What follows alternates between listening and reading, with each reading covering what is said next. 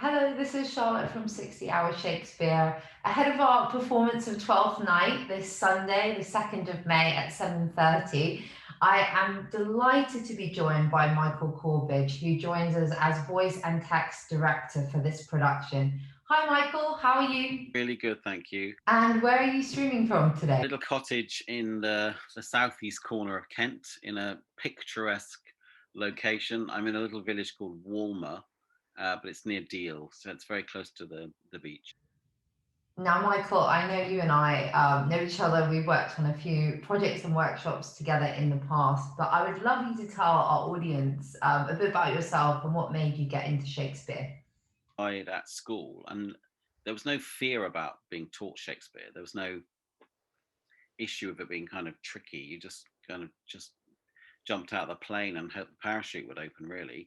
And I had great fun teachers, and we of course we were doing Shakespeare at quite an early age before you really studied it. And I performed in a production with my twin brother in A Midsummer Night's Dream, and we played Lysander and Demetrius, and we're very alike, so that was confusing. And then just the usual rites of passage of being in school and studying it, for O level and A level, and having teachers who were inspiring. And I was at a school which had a massive theatre kind of history, so there was always plays going on, and not necessarily connected to the curriculum. There was just musicals and Christmas shows, and anybody who was kind of free and able to direct something, then there were fantastic shows, and quite big scale, Oliver, and so there was drama and there was the curriculum, and they just sort of merged. And I lived between two cities. It was a tale of two cities, literally. I lived near the city of Bath, very close to the city of Bath, and Bristol. And of course, they had really thriving theatre scenes. And my parents were avid theatre goers, so they would book the very cheap season tickets, and we'd go and sit up in the gods on really hard benches. And of course, different cities with a different kind of style of theatre, but Bath was very much pre-West End, so all the touring came before they went into the West End. They would try out, the provincial tours, and of course, Bristol had its very well-known, established Old Vic, and all kinds of other stratas of theatre, all kinds of fringe. There was the big Hippodrome and visiting shows and ballet and opera constantly, Royal Ballet, Ballet Rambert, and Welsh National Opera, and everything in between. And so, yeah, it was a real immersion. And of course, at school, we were going on school trips. We were going to the Old Vic, the Bristol Old Vic, to play days, and we were going to the Bath Theatre Royal for play days, and lots of the plays we were studying potentially, or just getting a rounded view of. And so I think I talk about the actor's diet, and I just grew up on a diet of theatre, and of course, and film, because many of those plays were being filmed. I remember the Roman Polanski Macbeth production being filmed when I was and out when I was studying my A level. So we all trotted along to that movie house to watch it. And so I guess theatre and the study of theatre, at school, were just conjoined. So they had this quality of yeah, you kind of study to do it. And I never sort of disassociated it. It's a bit like training. You don't go for a 3-year romp at a drama school just because you want to study being an actor. You go because the outcome is you're going to work. And I think that's why I became an actor, is because I wanted to to study and go into the business. And of course, I was really lucky to go to the Bristol Old Vic, where I'd been a supporter of the theatre since I was a teenager. So it was another rites of passage of going, this is where I went as a teen, and this is where I found the magic, and then this is where I actually trod the boards myself, and where I was trained. Wow, that's quite the cultural immersion. And actually ties quite nicely into my next question. As most of you will know, we're raising money for the Florentini Foundation for our upcoming production. This foundation provides art scholarships to disadvantaged children and does absolutely wonderful things in the industry. But Michael, I'd love to know, just in terms of your background, how important it was, you know, accessing the arts as a child and kind of making you the amazing, you know, director, producer, lecturer, everything that you are today. You know, I came from the provinces. You know, I mean, lots of people. You know, we're all geographically challenged. None of us were sort of, you know, were born on the Tottenham Court Road where it's a short walk into the West End. So you make the best of what you have, and you know you you really dig around and find out, you know, what the fringe theatre's doing, and all the different levels of theatre and what's coming in. And of course, it's all cities, all regions, all have their incredible, you know, centres of excellence. And even if it's a small village, you know, I've seen village productions of amateur productions which would knock your socks off, going, Lord above, this could be on a West End stage. I can't see the join. You know, I can't see the difference. I remember being in Guernsey and watching a drama festival, and a couple of plays came on, and they were all in competition, short play festivals, and we looked at each other as if to say, this could be out of the royal court. We were aghast. You almost had to pinch yourself alive, going, this is unreal what we're witnessing. So, you know, everybody can do it. And of course, there's over 1 million amateur people strutting the boards themselves, which is, you know, extraordinary. Yeah, it's funny because I think we can all think back to the amateur performance that surprised us the most. And I think, particularly in Shakespeare, it lends itself so well to kind of amateur theatricals because they can really surprise you and delight you. And that ties us quite nicely into our production because we have an international cast with professional and amateur actors all coming together over Zoom for this production. And we've been able to enlist you to help us as voice and text associate. But I'd love to know what Twelfth Night means to you and why you love this play. It's that's one of my favorites. It's ridiculous. People say, what's your favorite play? Well, I've got about 36 favorites actually. I do a play and think, oh my god, that really is my favorite, and then I go and do another one, and think, oh no, it's The Winter's Tale, and then no, it's not, it's this. And I mean, they're all different and they're all unique and they're all bonkers. And I I got used to kind of Twelfth Night and knowing it when I was quite young. So it's been one of those that's always been on my radar since I was a youngster. And I love the comedies, and I love the different madnesses in the play. I love the characters. So you've got this bacchanalian kind of mad party fest going on, you know, run by Olivia's wayward um, uncle, supposed uncle, and the kind of tricks that they're all up to in first of all keeping the wine flowing and keeping uh, their very unsocial hours. And of course, he pulls into the group this kind of sort of soppy, soft Eguchi who is just out to uh, fleece from with as much money as he can. He's almost like he's being a paid Dolly Levi to play you know, the sort of Cupid. I couldn't think of anything more extraordinary than him playing Cupid. And then of course you've got the sort of the characters in the household, you know, Mariah, and of course I love Olivia for her aloofness and her sense, initially her sense of tragic double loss, but also as soon as her head's turned by a pretty youth, you know, there's this idea of it's up for grabs. And of course we just get this mayhem of everybody being in love with the wrong person.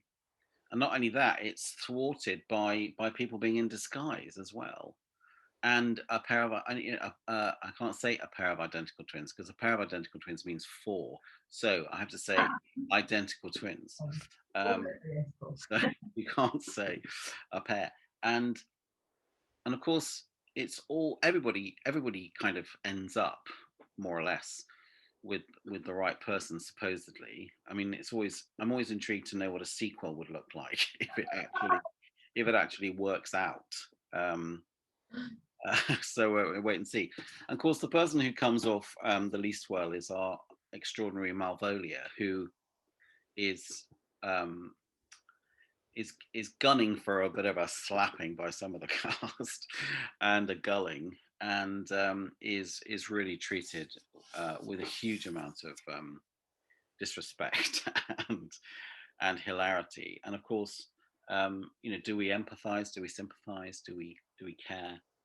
Um, I don't think quite anybody should be treated like this. So what you have is one of Shakespeare's 4 shipwreck plays. You get this colossal shipwreck where it looks like the whole ship has been lost, bar a few, and our twins reach shore. And of course, one of my favourite lines ever is, "What country friend is this? This is Illyria, lady." And you know that something's going to happen as soon as they hit the streets. And I love that sense of reveal, and I think it's very fast paced. It feels like it happens over a weekend. It feels like you start on Friday night and it happens Monday morning, all done and dusted. So I love that pace, that race, and how it all unfurls, and the kind of the mayhem and nonsense that happens.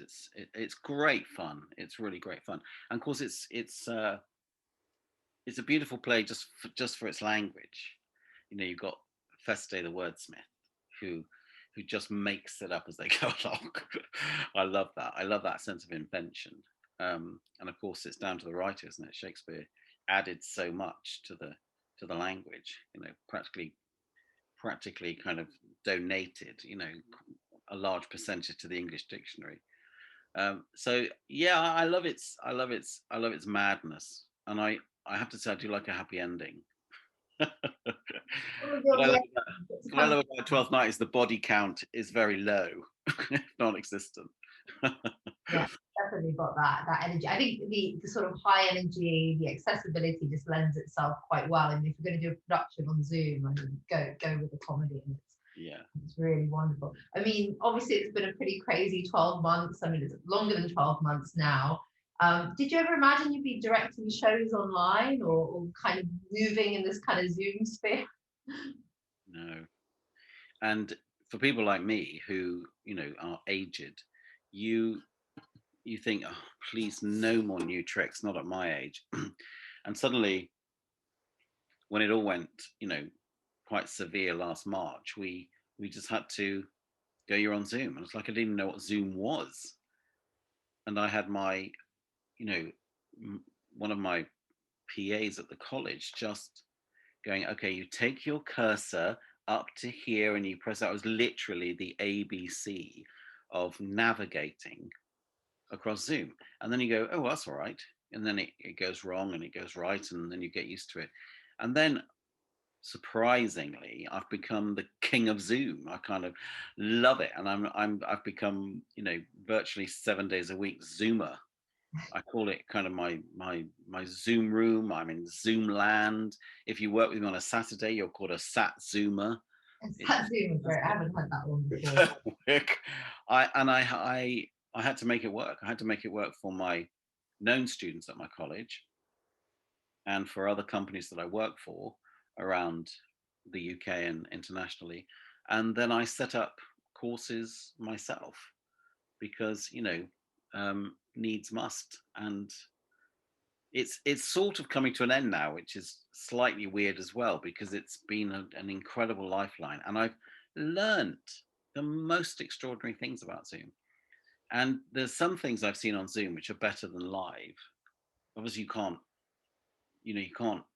help but think, goodness me, I could never teach this subject on Zoom because we need that interaction, and also it's a live scenario, and even though our voices are live now, they're not, if that makes sense, because we're not connecting.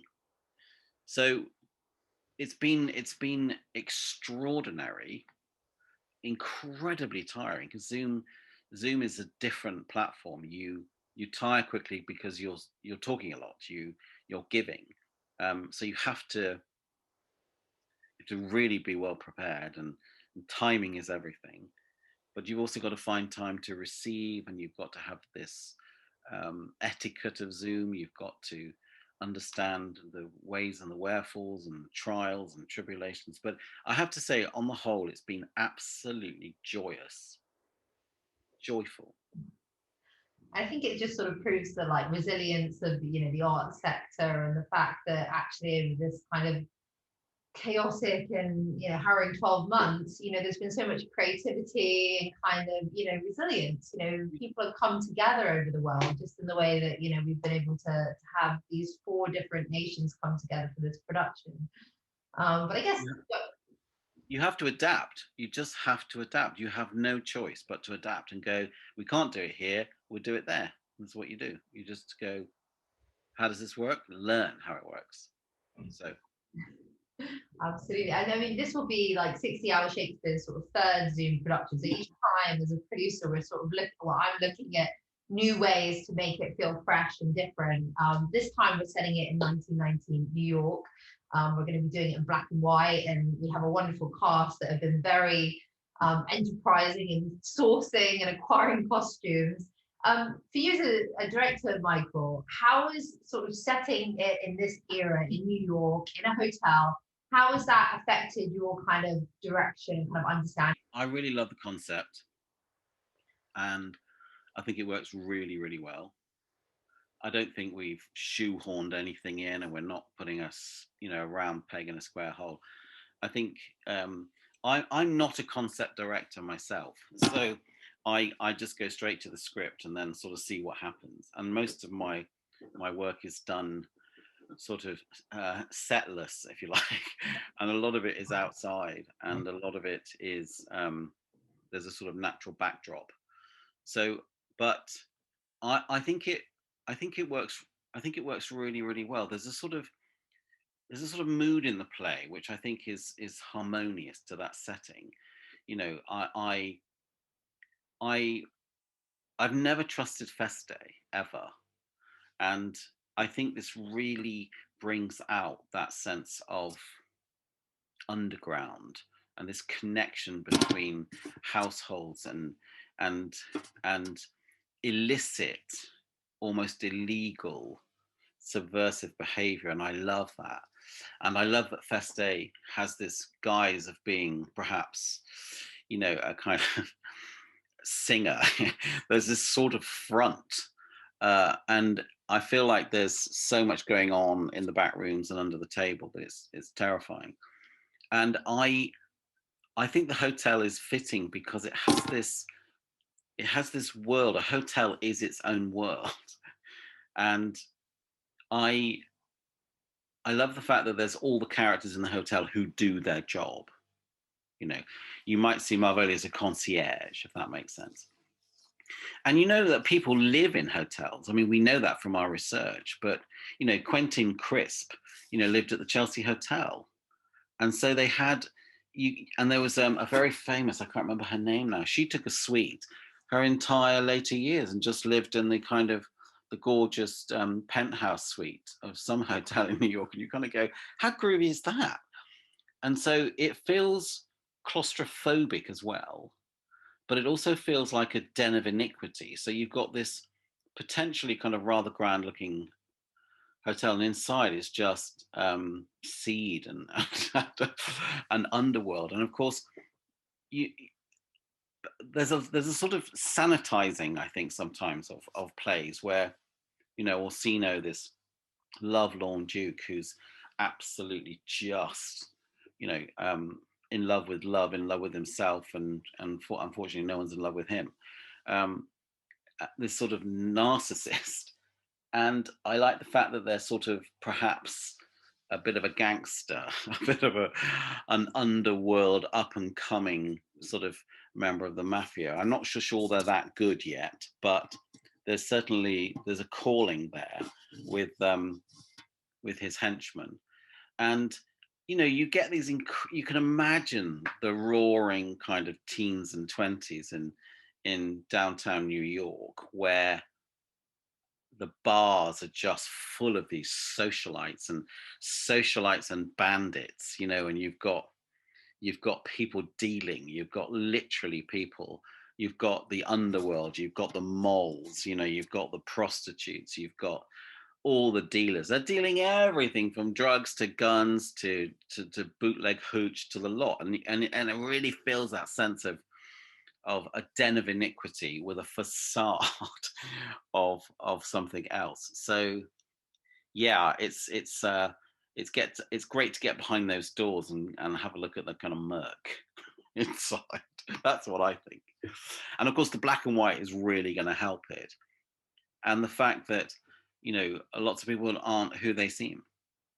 You know, this facade, this incarnating of other characters around themselves to get away with stuff. Orsino's playing the Duke.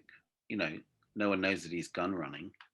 Definitely. It's just such a convergence of different worlds, and you've got all the different agendas, and Yeah. and you know that it's all going to reveal itself into this big dramatic event. I just 1 second.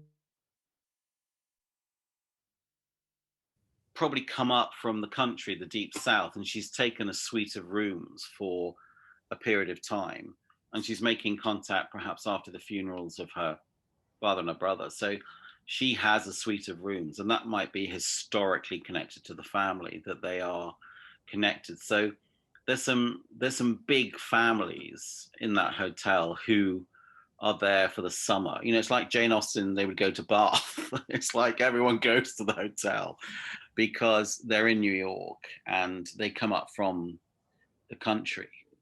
And maybe they do that in the winter months because it's not as cold. There's something going on, and there's this sort of convergence in this hotel where, as you say, all worlds collide.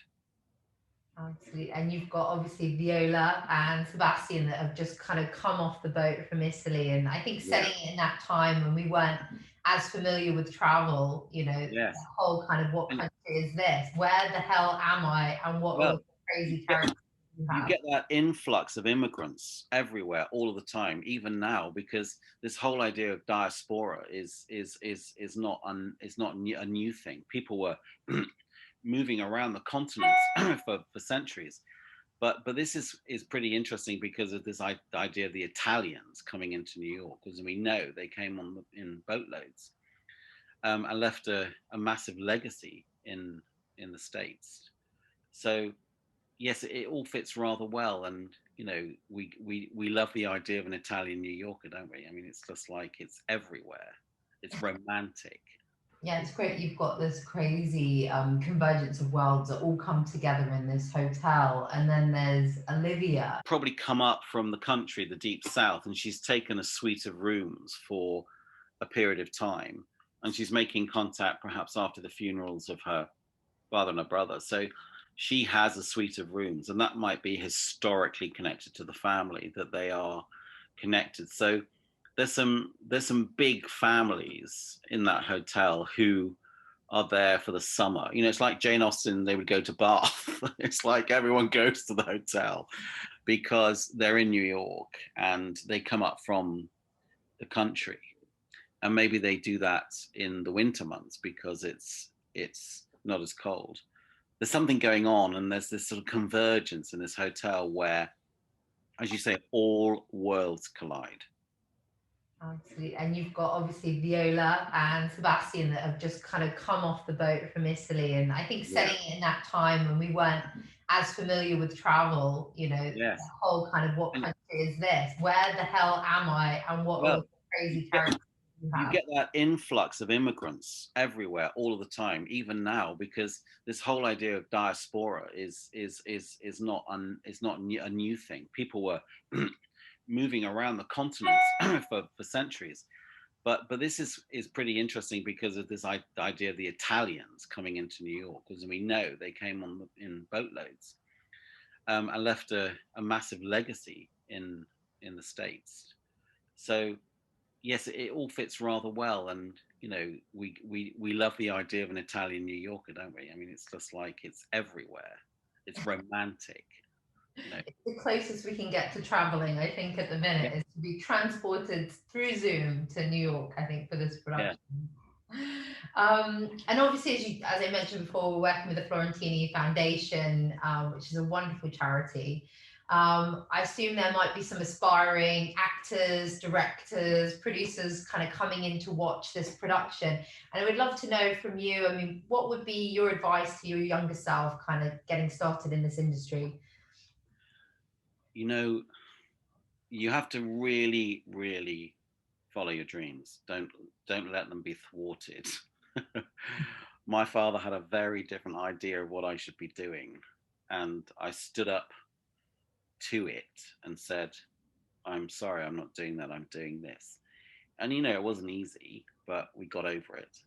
And I think he saw my tenacity. He saw me working really hard to achieve it. He saw what I was doing to support my, my industry, my sort of diet, because I decided to take a year off, not go to university, and then do the whole rounds of auditioning and doing classes and singing and dancing and acting and this and I was literally working during the day and doing all of this every night, and then every weekend I ran a car, I ran myself, I was autonomous financially. And he just thought, well, okay, I can see. And then when I got into a drama school, he was absolutely stunned. He was like, how did you do that? And I said, well, that's what I've been working towards. That's what's been going on. He was shocked. So hang on to your dreams, but also don't imagine that they're just going to fall into your lap. You have to get connected by this. I'm obsessed by this actor's diet. Get a t-shirt printed, put it on your fridge, and as a magnet saying, I'm on the actor's diet. And read voraciously, read books, read plays. Just go to Oxfam and just pick up poetry books, pick up books, pick up anything and read it. And go to movies. I want you to write. I want you to take a camera with you. I want you to write poetry. I want you to write a song. I want you to write a story. I want you to go to Shakespeare. I want you to see live theatre. I want you to see archive theatre. I want you to immerse yourself. I want you to go to uh, stand-up mic events. I want you to go to poetry readings. I want you to, and that's only half the list. Read 4 books a month, read 6 plays a month, go into the West End if you can afford it, go and see your amateur dramatic company, and be in shows. And that's how I transited through to becoming an emerging professional. I was an amateur actor, and I was doing some amazing roles, and since I was a teenager, and be an extra on local film company, kind of shoots and stuff, and read around your subject, because you'll become much more well-rounded. And what I mean by that is that I'm now tutoring many students to get through their auditions. And what does the drama school want? Well, they want people who are connected to the world, who have an opinion, who are resourced, who are connected, who have a fire in their gut and a burning, and a kind of a joy in their heart because they're talking about it. And it's not going to happen with you just thinking, oh, and it's got nothing to do with being remote geographically. You can do many of this stuff, and there's all kinds of issues now where drama schools making sure that people who are geographically challenged uh, are welcomed into the whole realm. Of course, Zoom has been a lot easier for people who are living remotely in terms of geographics. So I guess what I'm trying to say is really follow your dreams, but it ain't gonna fall in your lap. It ain't gonna be Disney. No one's gonna say, oh, Michael, goodness me, you just walked in the room and you'll be an amazing such and such, because they need to see that you're passionate, there's a spark, and that you can be trained. You don't have to be the best actor in the world, but They want to see a spark and something sparkling about you that just says, goodness me, they're going to be amazing to train. So, and that happened to me. Someone said, there's a spark in that boy. He sparkles. and and I was thinking, that's exactly what it is, you know. You've got to be that diamond in the rough, and that not necessarily the finished product, but kind of show that kind of aptitude, and that you've been busy and that you live and breathe the stuff, and this is what your passion is. And you don't have to be the best actor in the world because that's what they're going to do. But they want to see that you have something about you that is passionate, that you are connected to the world, and that you have an opinion, and that you can resource everything that you're talking about. You know, it's not flim flam. I've seen every part of the spectrum of students auditioning, from people coming in not knowing their lines, and someone who just looks professional already and they could grace the stage there and then. And you just go, goodness me, you've got to carve your niche for yourself and go, that's the industry and that's where I'm going to be, and you've got to hold on to it. But it is about tenacious, and it is about commitment, and it is about, you know, resourcing everything that you can around your world to support you. well, I hope everyone that was watching that took lots of notes, because that's some fantastic advice. I know that unfortunately we're running out of time, but most people, I mean, we all can't get enough of you, Michael. When you're not involved with Twelfth Night, tell us where else we can find you. What other Zoom rooms are you gracing? I'm working with a production company, theatre called Imaginarium, and they're based in the north, just outside Liverpool.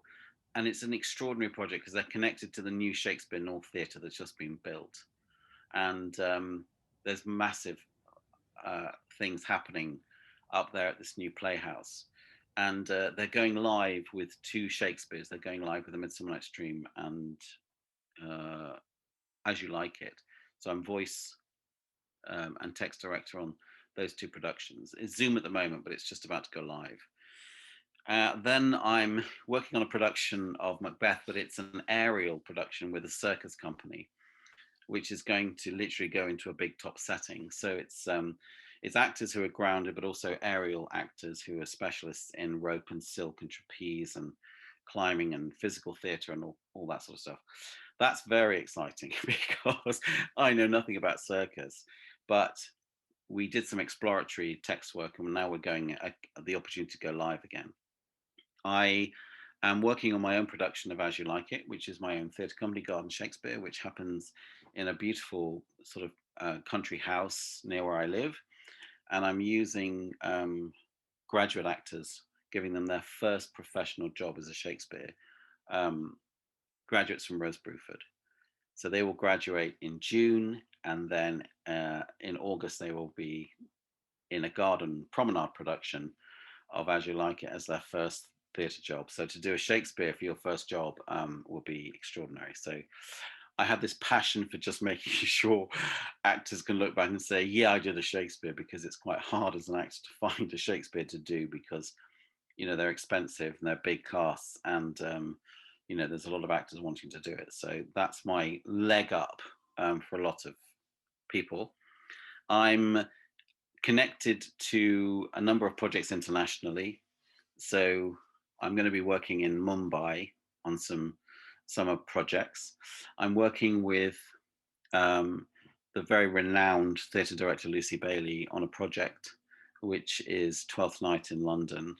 And it's also an adaptation of the source material that Shakespeare used, Commedia dell'arte play, which is going to be very exciting. So we're working on those 2 together. And she's amazing. I've worked with her a lot. So we've done work at the Globe, we've done work at the Old Vic, and obviously at Stratford as well. So we're looking forward to that. In fact, she's coming down for 3 days next week to sort of we're going to walk the beaches and the cliffs just to get that into our bones. And oh my goodness, there's so many amazing things. I've co-written a play about young Shakespeare, 14-year-old time traveling, and I've got a big new adult play that's just been finished. And yeah, the writing is something that I always connect to. So every day there is a different hat. I'm just putting hats on, putting hats off, and teaching, doing a lot of private schooling on Zoom, a lot of. Oh yes, I have my own other Zoom rehearsal room, which is Two Gents, which is on a Monday night. That comes off in May. So as you can see, it's Monday to Sunday, Zoom, Zoom, Zoom, Shakespeare, Shakespeare, Shakespeare, and there is a little bit of time to eat and do a bit of gardening as well. Oh my God. Well, I don't think there's any way of summarizing all of that. I think the best thing that I'm going to have to do is just put a link to your website below so that we can find out all the wonderful things you're doing. Michael, I absolutely don't know how you fit it all in. And I just thank you so much for being part of this production. Pleasure. Class is so excited. We've got a few more rehearsals left, and I know you're going to absolutely love it as well. Not you, Michael, I know you already love it, but the people that are watching us. So I'll put a link to register for the event. It's free, donation, pay what you can. All proceeds going to the Florentini Foundation. Thank you It's so a much. really, really important cause. We need to really, really support young people who struggle to get, bursaries or seen in this industry. Really, really important to support young people who are desperate to kind of have an arts career, and we need to really support them. So please give generously. Absolutely. We need more future Michaels. So now while you can. Thank you so much, Michael. Pleasure. Bye. Bye for now.